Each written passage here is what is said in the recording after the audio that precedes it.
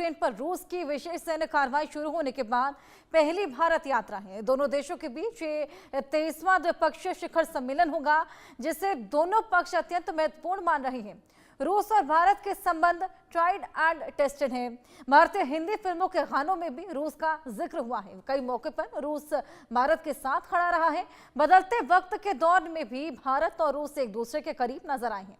भारत के पीएम नरेंद्र मोदी ने कुछ महीने पहले रूस की यात्रा की थी और इस दौरान राष्ट्रपति पुतिन के साथ उनकी गजब केमिस्ट्री देखने को मिली थी।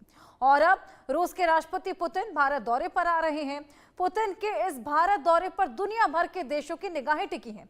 रूसी राष्ट्रपति पुतिन का भारत दौरा बदलते वैश्विक हालात, खास करके यूक्रेन युद्ध और एशिया में शक्ति संतुलन के बीच कई मायनों में बेहद अहम माना जा रहा है। भारत और रूस के संबंध दशकों पुराने हैं। डिफेंस से लेकर व्यापार तक, व्यापार से लेकर स्ट्रेटेजिक पार्टनरशिप तक में दोनों देश हमेशा एक दूसरे के साथ रहे हैं। पुतिन का भारत आना भी इस रिश्ते की मजबूती का संकेत देता है। ऐसे में तमाम रक्षा समझौते यहां पर देखने को मिल सकते हैं और साथ ही कई ऐसे द्विपक्षीय वार्ताओं में मुद्दे हो सकते हैं जिसको लेकर बातचीत और इसी को लेकर निमंत्रण पीएम मोदी ने पुतिन को दिया था, जिसके बाद रिश्ते की मजबूती का संकेत यहां पर देखने को मिलेगा। द्विपक्षीय वार्ताएं देखने को मिलेंगी, तमाम रक्षा समझौते यहां पर देखने को मिलेंगे। क्या कुछ और होगा इस मुलाकात में, इस वार्ता में, आइए ग्राफिक्स के माध्यम से और जानकारियां आपके साथ साझा करने की कोशिश करें।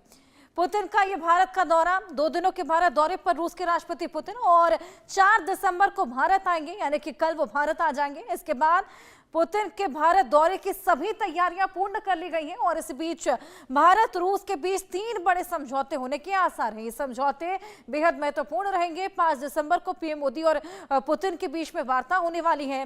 पुतिन पीएम मोदी के साथ 23वें द्विपक्षीय शिखर बैठक करने वाले हैं और इसी बीच पिछली बार 2021 में भारत आए थे पुतिन। साथ ही आपको बताएं कि पुतिन के भारत दौरे पर दुनिया भर की नजरें टिकी हुई हैं। सभी की निगाहें इस मुलाकात पर कि कौन से समझौते आखिरकार यहां पर देखने को मिल सकते हैं, क्योंकि ऐसे तमाम रक्षा समझौते हैं जिसको लेकर बातचीत यहां पर सहमति बनती हुई नजर आएगी। पुतिन के भारत दौरे की सभी तैयारियां पूर्ण है, कल वो आने वाले हैं। उसके बाद देखने को मिलेगा कि कौन कौन से समझौते यहां पर होते हुए नजर आएंगे। इसी बीच कैसे कैसे ये पूरी मुलाकात रहेगी, कहां कहां जाने वाले हैं, क्या कुछ उनका स्केड्यूल रहेगा, ये भी आपको बताएंगे। आइए ग्राफिक्स के माध्यम से ही यही जानकारी आपको दे। पुतिन शाम को करीब 6 बजे कल भारत पहुंचने वाले हैं। ये पूरा स्केड्यूल आपको बता रहे हैं। उनका आगमन के बाद उनकी महत्वपूर्ण मीटिंग होने वाली है। बेहद महत्वपूर्ण ये दौरा, पीएम मोदी के साथ में प्राइवेट डिनर रहेगा और अन्य निजी कार्यक्रम भी है जिसमें वो हिस्सा लेते हुए नजर आएंगे। सुबह 9:30 बजे राष्ट्रपति भवन के प्रांगण में औपचारिक स्वागत समारोह होगा, जहां पर भव्य तरीके से स्वागत उनका किया जाएगा। त्रिसेवा गार्ड ऑफ ऑनर भी उनको प्रदान किया जाएगा। उसके बाद 10 बजे पुतिन राजघाट पहुंचकर महात्मा गांधी को श्रद्धांजलि अर्पित करने वाले हैं। 11 बजे पीएम मोदी और पुतिन हैदराबाद हाउस में 23वीं भारत रूस शिखर बैठक करेंगे और कई क्षेत्रों में महत्वपूर्ण घोषणाएं हैं, समझौते हैं, जिसकी उम्मीद इस पूरी मुलाकात में देखने को मिलेंगी। 4 बजे दोनों ही नेता भारत रूस बिजनेस फोरम को भी संबोधित करेंगे। द्विपक्षीय व्यापार को नई दिशा देने पर भी फोकस रहेगा। ये बेहद महत्वपूर्ण मुलाकात शाम को 7 बजे राष्ट्रपति की ओर से शाम को राजभोग होने वाला है। आपको बताएं कि द्रौपदी मुर्मू से भी मुलाकात करने वाले हैं। उसके बाद पुतिन भारत से प्रस्थान कर जाएंगे। 2 दिन का ये महत्वपूर्ण स्केड्यूल क्या कुछ है ये भी आपको बताया। और रक्षा कवच की जब बात निकलकर सामने आ रही है, सड़क से आसमान तक का ये कवच रहेगा। बाहरी खतरे से पूरी तरीके से सुरक्षित, यहाँ पर विमान से लेकर सड़क तक पुख्ता सुरक्षा रहेगी।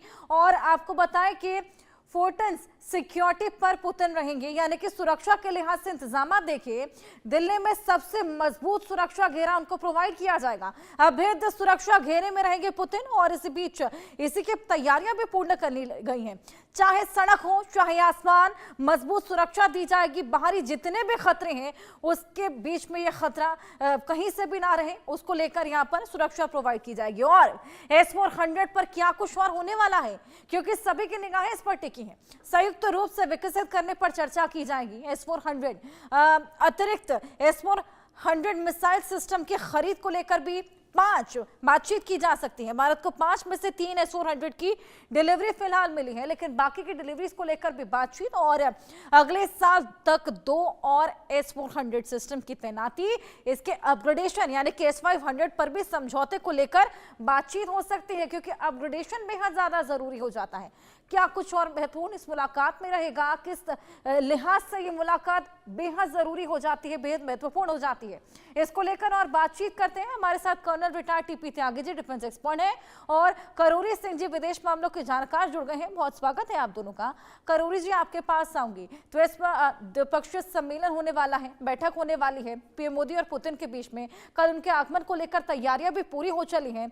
कितना महत्वपूर्ण आपको लगता है रहेगा रक्षा के लिहाज से और मुद्दों के लिहाज से, चर्चा के लिहाज से? क्या कुछ लगता है आपको समझौते होते हुए नजर आएंगे? देखिए, ऐसा है कि भारत और रूस के बीच जिस तरह के रिश्ते हैं, अभी तक भारत की विदेश नीति की 2 अग्नि परीक्षा हुई हैं। एक 1971 में जब बांग्लादेश इमर्ज हुआ, और दूसरा 98 में जब भारत ने परमाणु परीक्षण किया। भारत पे सैंक्शन की बात भी उठाई अमेरिका जैसे देशों ने। और इन दोनों ही अग्नि परीक्षाओं में उस समय का यूएसएसआर और उसके बाद रशिया भारत हुए हर हालात में। तो ये तो इतिहास है दोनों का, और बाकी सहयोग भी होता रहा। अब आज भारत के दुनिया के देशों से रिश्तों के आधार क्या हैं? भारत की नीति के 2 आधार हैं। एक तो यह है कि किसी भी देश से भारत रिश्ता करे, नजदीक आए, तो उसमें भारत की आंतरिक समृद्धि, आंतरिक सामर्थ्य कैसे बढ़े, एक तो यह आधार है। दूसरा है कि अंतर्राष्ट्रीय स्तर में जो विवादास्पद मुद्दे हैं, उनमें भारत का प्रयास ये होता है कि भारत विवादास्पद नहीं बने और उससे बच के चलने की कोशिश करता है। तो रशिया और भारत के संबंध हैं वो पहले में तो ठीक है। भारत और रशिया के अगर प्रगाढ़ता होगी तो एयर डिफेंस सिस्टम में भी होगा, नेवल डिफेंस में भी दोनों सहयोग करेंगे, आर्थिक सहयोग भी होगा, भारत की जो एनर्जी रिक्वायरमेंट है उसमें भी मदद होगी। और भारत के लोग, रशिया को इस समय लेबर फोर्स की बहुत जरूरत है, तो भारत के पास टेक्निकली ट्रेंड और अनट्रेंड दोनों तरह की फोर्स है, तो रशिया उसके लिए भी कोई समझौता करेगा। और इसके लिए मुझे लगता है पर्याप्त होमवर्क हुआ है, पर्याप्त तैयारियां की गई हैं कि समझौते हों, सफल हों, और उसमें भारत को जो आंतरिक सामर्थ्य है वो बढ़े। लेकिन दूसरी तरफ हम एक चीज देखते हैं कि जब रशिया के नजदीक आएगा तो अमेरिका और यूरोप के देश भारत के को किस दृष्टिकोण से देखेंगे, ये एक थोड़ी सी चिंता की बात हो जाती है। तो भारत उससे बचना चाहता है। बचना इसलिए चाहता है, भारत का एक सामान्य दृष्टिकोण है, चाहे वो यूक्रेन का संकट हो, इजराइल पैलेस्टाइन का हो, या अफ्रीका के देशों में होगा। तो भारत एक ही बात कहता है कि भाई कूटनीति और संवाद से समाधान करो, झगड़ा किसी चीज का समाधान नहीं है। इससे आगे भारत प्रोएक्टिव नहीं है। जबकि चीन है, रशिया है, अमेरिका है, वो बहुत ज्यादा प्रोएक्टिव है। लेकिन भारत इतना छोटा देश भी नहीं है कि भारत बच के चले अंतर्राष्ट्रीय मामलों में विवादास्पद होने से और बच जाएगा। कहीं ना कहीं तो भारत को हमेशा से भारत रहा है, और इसी को देखते हुए हमने देखा कि ट्रंप को खासा मिर्ची लगी थी, जिसके बाद टैरिफ भी उन्होंने खासा लगा दिया था भारत पर। अब उनका क्या रुख रहेगा, ये भी देखने वाली बात होगी। टीपी त्यागी जी, आपके पास में आऊंगी। एक रेलॉस है, reciprocal exchange of logistic support, जिसको लेकर खासा बातचीत हुई थी, संसद में इसको मंजूरी भी दे दी गई है रूस के। क्या कुछ है इस डील में?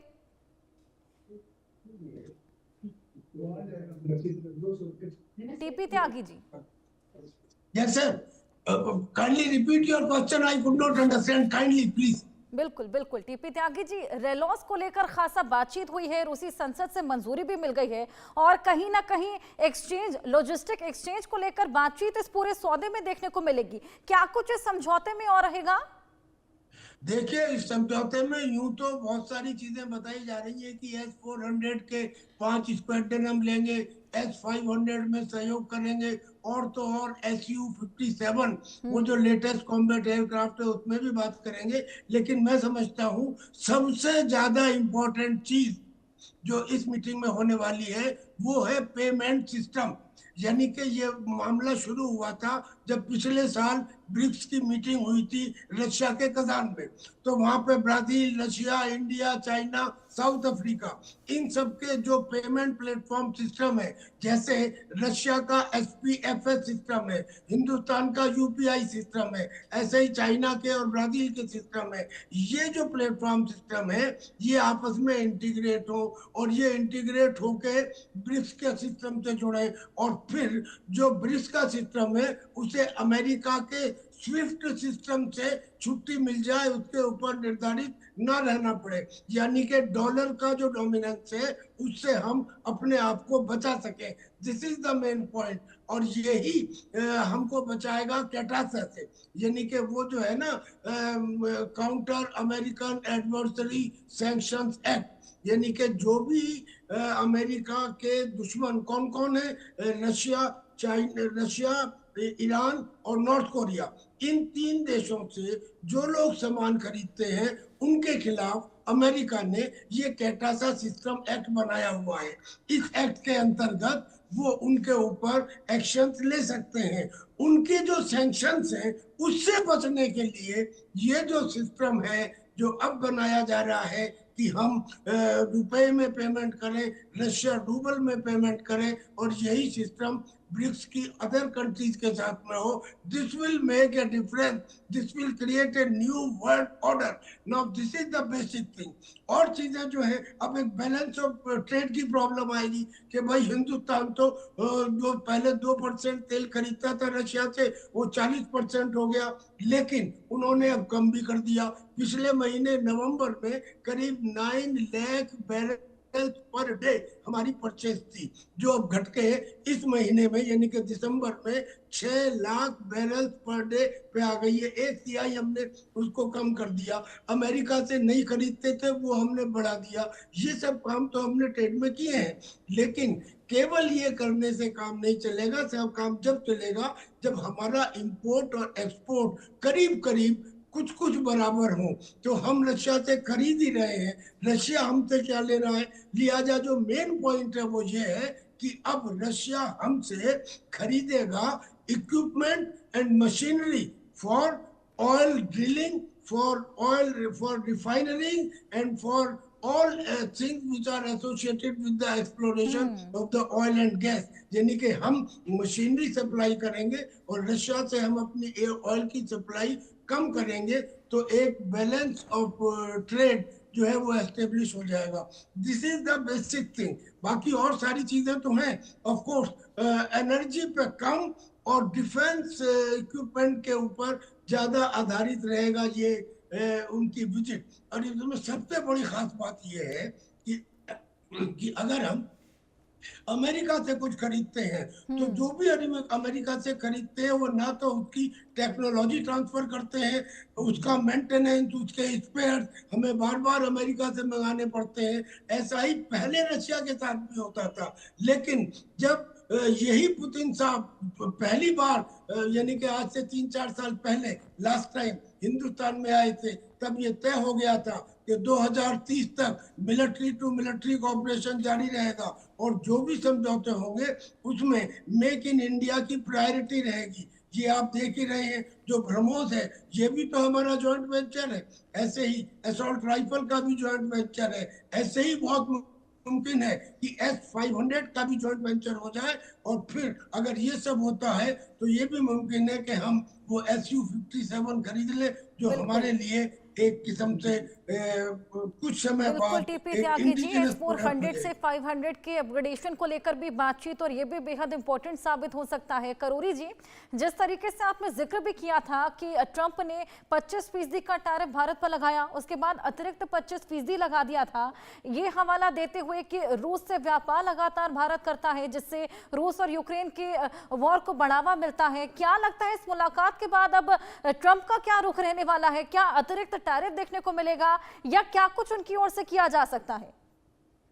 देखिए, अमेरिका के लिए सबसे बड़ा खतरा अमेरिका को युद्ध के अलावा लगता है वो ब्रिक्स देशों से लगता है, ब्रिक्स के ऑर्गेनाइजेशन से लगता है। और इस फोरम के 5 जो संस्थापक सदस्य हैं उनमें भारत अमेरिका के लिए थोड़ा सॉफ्ट लगता है कि अमेरिका भारत से रिश्ते निभा सकता है।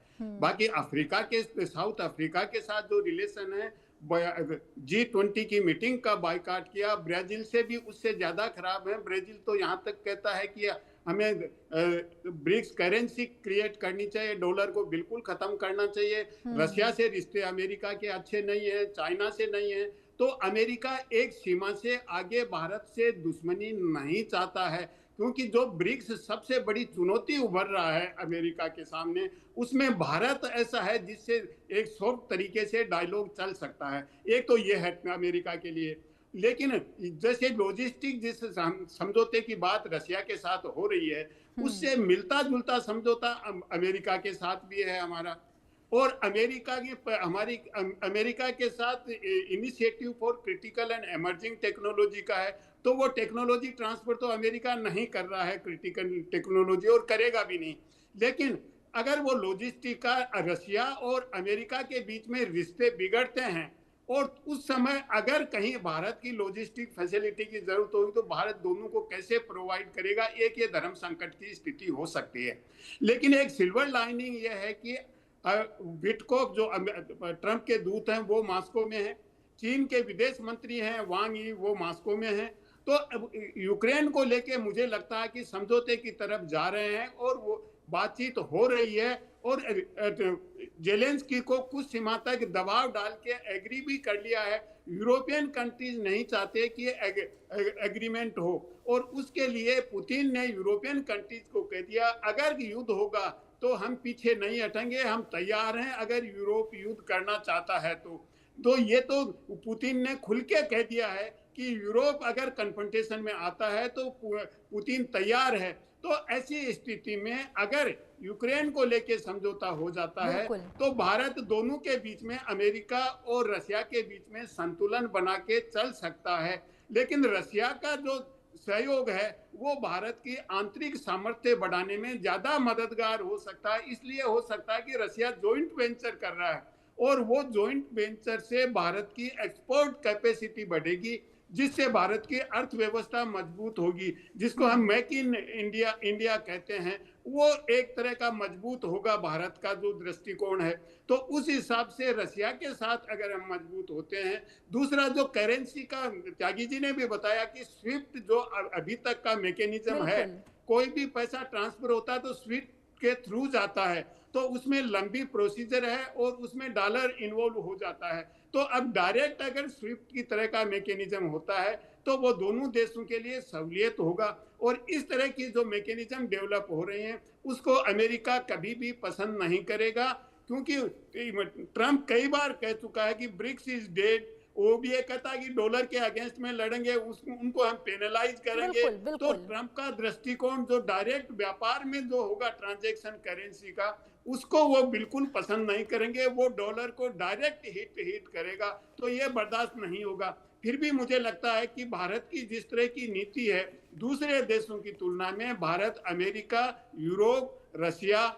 चीन, इन सब के बीच में संतुलन बना के चल सकता है कि जिस तरह के रास्ते, जिस तरह की नीति अपना रहा है। जी बिल्कुल बिल्कुल, जैसे कहते भी है, कहावत है कि action speak louder than word. जिस तरीके से आपने भी कहा, हमने हमेशा से ही देखा भारत और रूस के बीच में जो दोस्ती रही है वो एक्शंस में भी दिखती नजर आई। बेशक ट्रंप बोलते जरूर नजर आए हैं कि भारत मेरा बहुत प्रिय मित्र है, पीएम मोदी मेरे बहुत अच्छे मित्र हैं, उसके बावजूद जिस तरीके से बार बार टैरिफ लगाते हुए नजर आए हैं, ये साफ बताता कि एक्शन उनके कुछ इतर रहते हैं, वर्ड्स उनके हमेशा ही इतर रहे। टीपी त्यागी जी, एक पेमेंट पोर्टल को लेकर भी बात चल रही है कि कोई थर्ड पार्टी या फिर एक ऐसा पेमेंट पोर्टल बनाया जा सकता है जिससे ये जो व्यापार है, जो व्यवसाय है, इसको कहीं और ज्यादा बढ़ाया जा सके। जी बिल्कुल सही कहा आपने। मैंने पहले भी आपको जिक्र किया कि रशिया का जो पेमेंट सिस्टम है वो SPFS सिस्टम है। इंडिया का जो पेमेंट सिस्टम है वो UPI है। जो चाइना का सिस्टम है वो SIPS है, SIPS। जो ब्राजील का सिस्टम है वो PIS फिक्स है। यानी कि ब्रिक्स की जो कंट्रीज हैं, और ये प्रपोजल आज का नहीं है जी, ये तो पिछले साल जब कतार में मीटिंग हुई थी ब्रिक्स की तब का है। और ये इनका कहना ये है कि ब्रिक्स की जो कंट्रीज हैं पहले वो आपस में एक दूसरे के पेमेंट सिस्टम से जुड़ जाएं, एक दूसरे की करेंसी में पेमेंट लें, ताकि उनकी डिपेंडेंस अमेरिका का जो स्विफ्ट सिस्टम है, बिल्कुल। जिसमें समय भी लगता है और पैसा भी लगता है, उससे इजात मिले, इंडिपेंडेंस मिले, डॉलर की दादागिरी खत्म हो। ये अमेरिका को पसंद नहीं है। अब बिल्कुल। देखिए, अभी करोड़ी जी ने भी कहा, आप भी कह रही हैं और दुनिया कह रही है कि दुनिया में बड़े बड़े नेता होंगे, लेकिन वो बड़े तो होंगे, सम्मानित नहीं है। आज पूरी दुनिया में केवल एक नेता सम्मानित है, और वो है हिंदुस्तान और हिंदुस्तान के प्रधानमंत्री। अब सोच के देखिए, हमारे